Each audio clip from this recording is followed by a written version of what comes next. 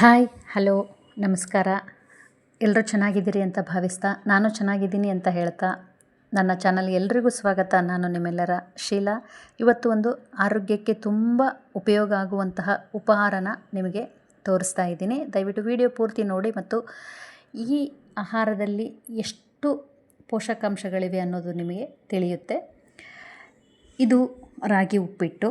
ಈ ರಾಗಿ ಉಪ್ಪಿಟ್ಟನ್ನ ನಾನು ಹೇಗೆ ಮಾಡಿದೆ ಅಂತ ಇದರಲ್ಲಿ ತೋರಿಸ್ತೀನಿ. ಹಾಗೆ ಇದರಲ್ಲಿ ಎಷ್ಟು ಉಪಯೋಗ ಇದೆ ರಾಗಿ ತಿನ್ನೋದ್ರಿಂದ ಅಂತ ತಿಳಿಸ್ತೀನಿ. ಈ ನಮ್ಮ ರಾಗಿನ ಕರ್ನಾಟಕದಲ್ಲಿ ಅತಿ ಹೆಚ್ಚಾಗಿ ಬೆಳಿತೀವಿ. ಭಾರತದಲ್ಲಿ ರಾಜಸ್ಥಾನ ಮತ್ತು ಕರ್ನಾಟಕದಲ್ಲಿ ಜಾಸ್ತಿ ರಾಗಿನ ಬೆಳಿತೀವಿ. ಹಾಗಾಗಿ ನಮಗೆ ಹತ್ತಿರದಲ್ಲೇ ರಾಗಿ ಸಿಗೋದ್ರಿಂದ ನಾವು ರಾಗಿನ ತಿನ್ನಬೇಕು. ರಾಗಿಯಲ್ಲಿ ಪೋಷಕಾಂಶಗಳ ಆಗರವೇ ತುಂಬಿದೆ. ಆರೋಗ್ಯಕ್ಕೆ ಅಗತ್ಯವಾಗಿ ಬೇಕಾಗಿರೋ ಕ್ಯಾಲ್ಸಿಯಮ್ಮು, ಫೈಬರು, ಕಬ್ಬಿಣದಂಶ, ಪ್ರೋಟೀನು ಎಲ್ಲ ರಾಗಿಯಲ್ಲಿ ಸಿಗುತ್ತೆ. ಮಧುಮೇಹನ ನಿಯಂತ್ರಿಸುತ್ತೆ, ಮೂಳೆಗಳನ್ನು ಬಲಪಡಿಸುತ್ತೆ.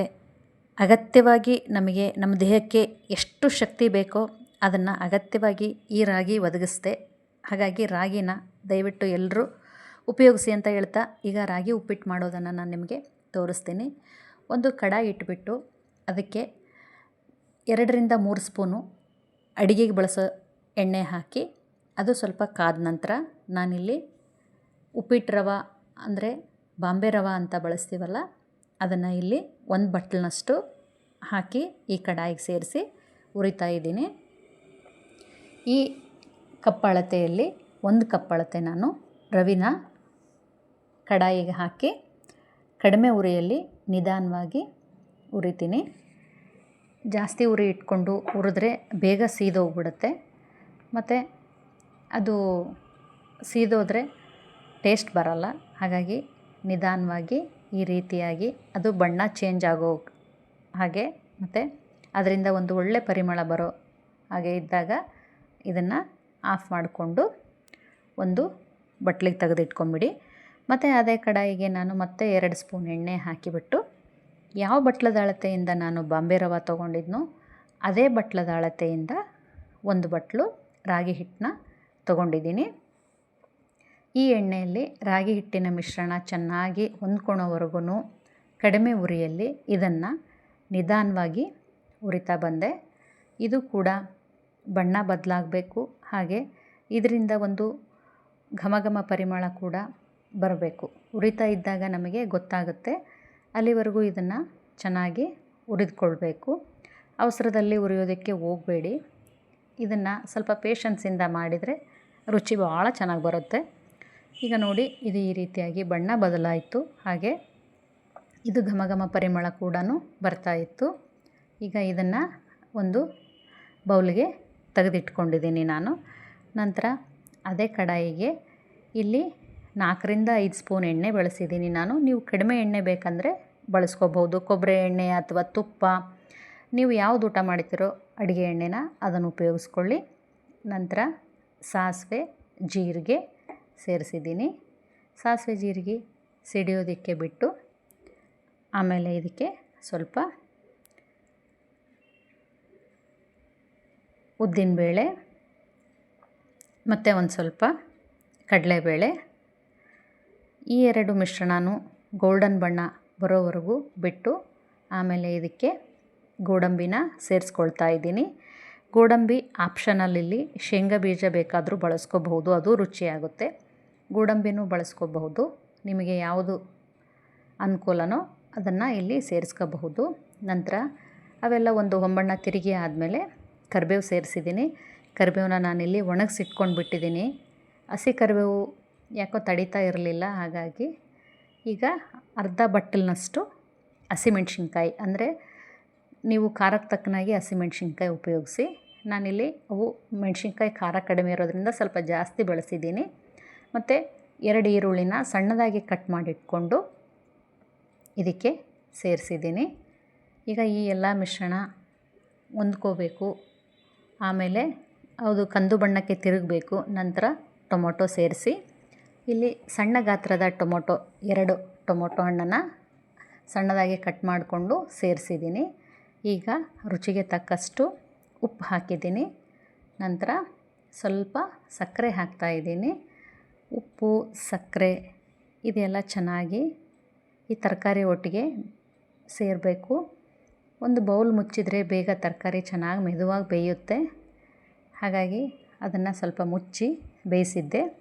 ನಂತರ ಇಲ್ಲಿ ಅರ್ಧ ಹೋಳು ನಿಂಬೆಹಣ್ಣಿನ ಹುಳಿನ ಸೇರಿಸ್ತಾ ಇದ್ದೀನಿ. ಬೇಕಂದರೆ ನೀವು ಹುಳಿ ಜಾಸ್ತಿ ತಿನ್ಬೋದು ಅಂದರೆ ಇನ್ನೂ ಅರ್ಧ ಹೋಳು ಸೇರಿಸ್ಕೋಬಹುದು. ನಾನಿಲ್ಲಿ ಟೊಮೊಟೊ ಹಾಕಿರೋದ್ರಿಂದ ಅರ್ಧ ಹೋಳನಷ್ಟು ಸೇರಿಸಿದ್ದೀನಿ. ಈಗ ಮೊದಲಿಗೆ ಹುರಿದಿಟ್ಕೊಂಡಿರುವಂತಹ ಬಾಂಬೆ ರವನ ಈಗ ಈ ಕಡಾಯಿಗೆ ಸೇರಿಸ್ತಾ ಇದ್ದೀನಿ. ಈ ತರಕಾರಿ ಒಟ್ಟಿಗೆ ಈ ರವೆ ಚೆನ್ನಾಗಿ ಬೆರಿಬೇಕು. ಈ ರೀತಿಯಾಗಿ ಅಲ್ಲಿವರೆಗೂ ಇದನ್ನು ಕೈ ಆಡ್ತಾ ಬನ್ನಿ. ಆಮೇಲೆ ಇನ್ನೊಂದು ಬೌಲಲ್ಲಿ ರಾಗಿ ಹಿಟ್ಟು ಹುರಿದು ತೆಗೆದಿಟ್ಕೊಂಡಿದ್ನಲ್ಲ ಅದನ್ನು ಈಗ ಇದರಲ್ಲಿ ಸೇರಿಸ್ತಾ ಇದ್ದೀನಿ. ಫಸ್ಟಿಗೆ ರವೆ ಸೇರಿಸ್ಕೋಬೇಕು. ಅದು ಸೇರಿಸಿ ಅದೆಲ್ಲ ಚೆನ್ನಾಗಿ ಮಿಶ್ರಣ ಆಗಿ ಅದೆಲ್ಲ ಹೊಂದ್ಕೊಂಡಾದಮೇಲೆ ರವೆನ ಸೇರಿಸಿ ಆದಮೇಲೆ ರಾಗಿ ಹಿಟ್ಟನ್ನ ಸೇರಿಸ್ಬೇಕು. ರಾಗಿ ಹಿಟ್ಟು, ರವೆ, ಈ ತರಕಾರಿ ಒಟ್ಟಿಗೆ ಎಣ್ಣೆ ಒಟ್ಟಿಗೆ ಕಡಾಯಲ್ಲಿ ಚೆನ್ನಾಗಿ ಹಸಿ ವಾಸನೆನೂ ಹೋಗಿ ಇದು ಒಂದು ಹಂತಕ್ಕೆ ಬರಬೇಕು. ಅಲ್ಲಿವರೆಗೂ ಈ ರೀತಿಯಾಗಿ ಒಂದು 10 ನಿಮಿಷ ಆಗಲಿ ಇದನ್ನು ಅದರಲ್ಲಿ ಹುರಿಯೋದಕ್ಕೆ ಬಿಡಬೇಕು. ಅಷ್ಟರಲ್ಲಿ ಈ ಕಡೆಗೆ ನೀರು ಕಾಯೋದಕ್ಕೆ ಇಟ್ಕೊಂಡಿದ್ದೆ ನಾನು. ಇಲ್ಲಿ 2 ಕಪ್ಪು ಪ್ರಮಾಣದ ರಾಗಿ ಹಿಟ್ಟು ಮತ್ತು 1 ಕಪ್ಪು ರಾಗಿ ಹಿಟ್ಟು, 1 ಕಪ್ಪು ರವೆ ಬೆರೆಸಿರೋದಕ್ಕೆ ಇಲ್ಲಿ ನಾನು 3 ಕಪ್ಪು ನೀರು ಬೆರೆಸ್ತಾ ಇದ್ದೀನಿ.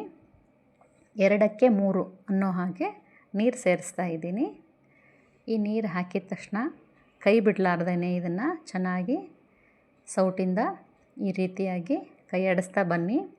ಕಡಿಮೆ ಉರಿ ಇಟ್ಕೊಂಡು ಮೇಲೆ ಕೆಳಗೆ ಇದನ್ನು ತಿರುಗ್ತಾ ಬನ್ನಿ. ಈಗ ಅದು ಒಂದು ಉಪ್ಪಿಟ್ಟಿನ ಹಂತಕ್ಕೆ ಬರುತ್ತೆ.